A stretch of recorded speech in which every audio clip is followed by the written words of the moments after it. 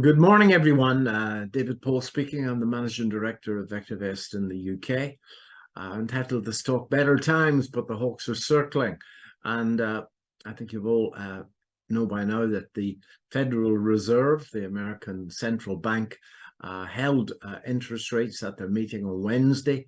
But they hinted very strongly that they felt that their projections for inflation are going to be sort of revised upwards, and they hinted very strongly at another quarter point at least in the early summer. So as I say, the Hawks are circling the river at the moment. So but we've had some good times, as I hope your accounts bear witness to. The UK market has been difficult. It's as difficult a period in the UK market that I can remember for one heck of a long time. And as you can see from the chart, the market over the last year and 5 months has been trending down, and those green and red arrows represent the longest term trend on VectorVest. It's called the tops and the bottoms of the cycles reasonably well, but got whipped a little bit over the last few weeks when the market was in that awful range. Clearly, a red triangle doesn't mean sell your shares. It means just be very careful and have a heck of a good reason to be buying shares in this environment. As we go into the trading day, well, the longer-term measure of the trend on VectorVest is up, and the short-term measure of the trend of VectorVest is up, and I've been carefully adding to a couple of positions. So the American market, those are the longest term measures of the trend of the American market, and it's in fact called the tops and the bottoms of the US market exceptionally well. And the American market has been down based on our longest term measure, known as confirmed calls, since February. So it missed all that angst of SVB, etc., and in fact went back onto a buy signal about a week ago, 10 days ago. And I know many of you will point out that the market's going up in very low breadth, but that breadth has increased substantially over the last day or two, and there are now more companies on a buy than there are on a sell, and that's measured by our buy-sell ratio here, that green line. So the breadth of the market has certainly improved, and market moving up strongly. Is the bear market in stocks, or at least the sell-off in stocks, over? Time will tell, but it's looking pretty good. So I had a position in the QQQs, which is the exchange traded fund that follows the NASDAQ 100. Probably got out a little bit early. I got out at 350, which was the 62% retracement of the sell-off. And it's now pushing up towards the 78% retracement of the sell-off. Those of you that believe in Fibonacci numbers will know that that should cause the market to at least stall for a couple of days, but certainly the shorts, and there's a lot of them around still, will be using that level to have a go at shorting the market. So just be careful, a little bit higher on the NASDAQ than we are at the moment.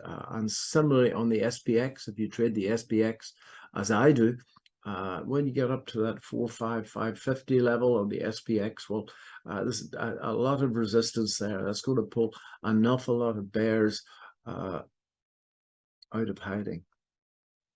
So in terms of the UK, I've spoken about this company before, I think here. It's certainly featured in my blog. If you go to vectorvest.co.uk, I write about stocks that I like, plus some American stocks that I like as well.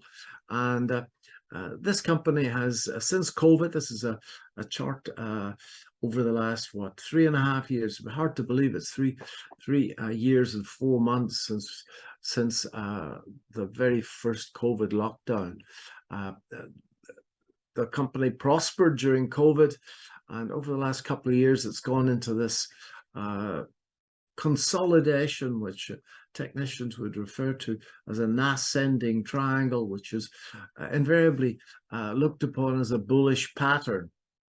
Earnings per share is rising strongly and linearly, and it's on a buy recommendation on VectorVest. So if you are a breakout trader, one would want to wait for a weekly close above the high. I think that's around £5, and that in fact has got a reasonable target. I've drawn the target, the first target, with the blue vertical line. If you take the blue vertical line, add it to the breakout, that should give you a reasonable indication of the target. Okay, so that one I'm keeping my eye on. This is Ashtad AT. Well, this is a small technology company. There could be problems for large accounts if you've got because the turnover of stocks is not that high. It broke up out of a triangular formation, went onto a buy signal on VectorVest.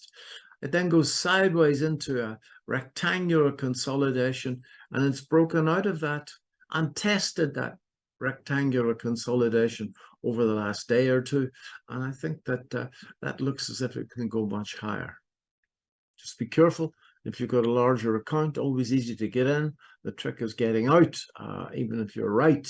But if you're wrong, quite difficult to get out. This is 4, and I have a large position in 4 myself. I bought in after that bull flag. That was last November. And I bought into it a couple of times since. The last time, in fact, the day before yesterday, as it's breaking up. I think it's now, it charted that double bottom, otherwise known as a spring formation, and it's sitting on or about the £50 level with the target significantly higher. The VectorVest stop loss in that was at 45. Okay, so to me that looks quite good. Very, very happy with my efforts in 4. Airtel Africa.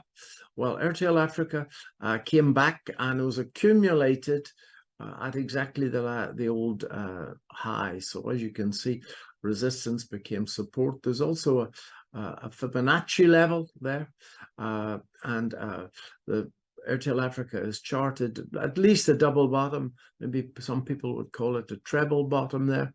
Earnings per share is strong over the last couple of years and is moving up strongly. It's on a buy recommendation on VectorVest, and although the relative safety of the stock is on the low side, it operates in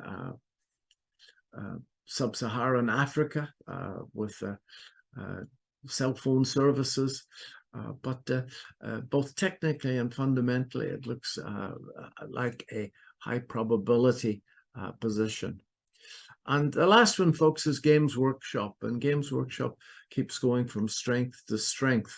In the UK market, where the UK market sold off, it came back with the UK market, but it has significantly outperformed the UK market as the UK market was going sideways in the last month or two. So it's shown very strong relative strength to the UK market. So if the UK market decides to follow the US market up strongly, then Games Workshop should move. There's been a heap of good news out of the company over the last day or two.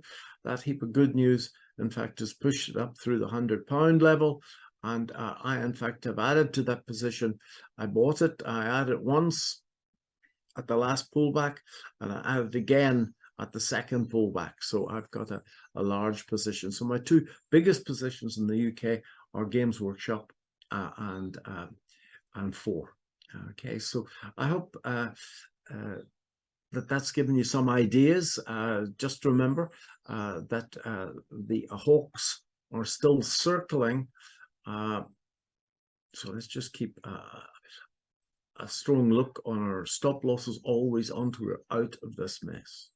Been a very, very difficult time, I think, in the UK market over the last 6 weeks to 2 months. With any luck, we've got better times ahead come September, October, when markets get back into gear again. If you want to be able to do this work for yourself, well, a 30-day trial to VectorVest is £5.95.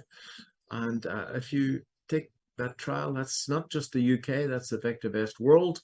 And using our uni search facility, you'll be able to easily find undervalued stocks that are growing earnings strongly, reasonably safely, that are rising in price.